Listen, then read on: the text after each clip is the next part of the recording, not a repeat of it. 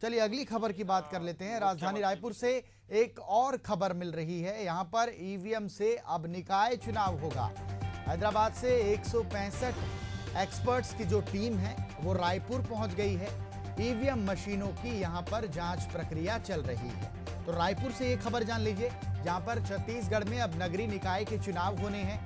छत्तीसगढ़ में 14 नगर पालिका निगम है। 10 नगर पालिका निगम में इस बार जनता सीधे यानी कि प्रत्यक्ष रूप से महापौर को चुनेगी। इसके अलावा अगर मैं बात करूं तो 50 से ज्यादा नगर पालिका और 100 से ज्यादा नगर पंचायत है, जहां पर अध्यक्ष का चुनाव होना है। हैदराबाद से 165 विशेषज्ञों की टीम यानी एक्सपर्ट की जो टीम है वो रायपुर पहुंच चुकी है।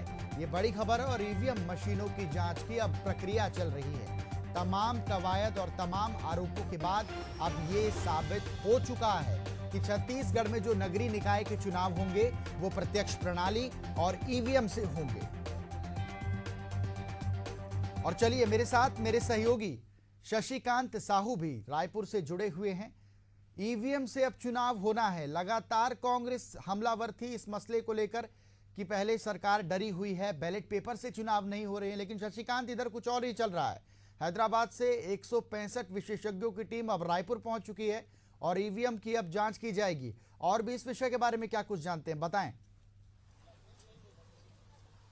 देखिए अमनदीप जी, इस बार निकाय चुनाव होना है। निकाय चुनाव को लेकर ईवीएम की तैयारियों को लेकर जो निर्वाचन आयोग है वो पूरी कर ली है। ईवीएम से चुनाव होना ही है, चूंकि राजपत्र में इसको प्रकाशित भी कर दिया गया है। हालांकि पहले उप मुख्यमंत्री अरुण साव ने कहा था कि बैलेट पेपर से इसका चुनाव, जो निकाय चुनाव है वो होना है। इसका कांग्रेस ने स्वागत भी किया था। कांग्रेस का कहना था कि बैलेट पेपर से चुनाव होना चाहिए, इसका स्वागत है। वही इसके बाद इस पर जो सरकार है या राज्य निर्वाचन आयोग है उन्होंने फैसला लिया कि ईवीएम से चुनाव होगा।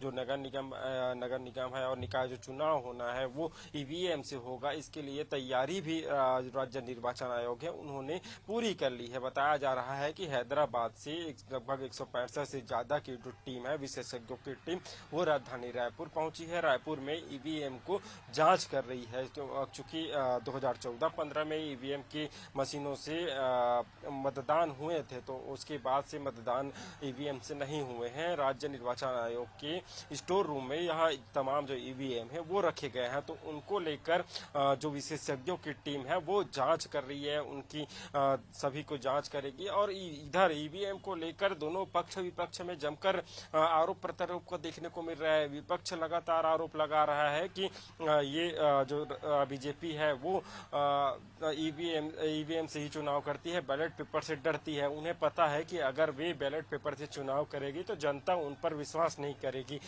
हमेशा से हमने देखा है कि जब भी चुनाव आता है उसमें विपक्ष जो है हमेशा से जो ईवीएम है उस पर सवाल उठाते हैं। तो वही जो सत्ता पक्ष है या राज्य सरकार है उनका साफ कहना है कि बिल्कुल शशिकांत, बिल्कुल। लेकिन ये बात अब क्लियर हो चुकी है कि छत्तीसगढ़ में नगरीय निकाय के चुनाव और ईवीएम से होंगे और इसके लिए 165 एक्सपर्ट की टीम अब रायपुर पहुंच चुकी है।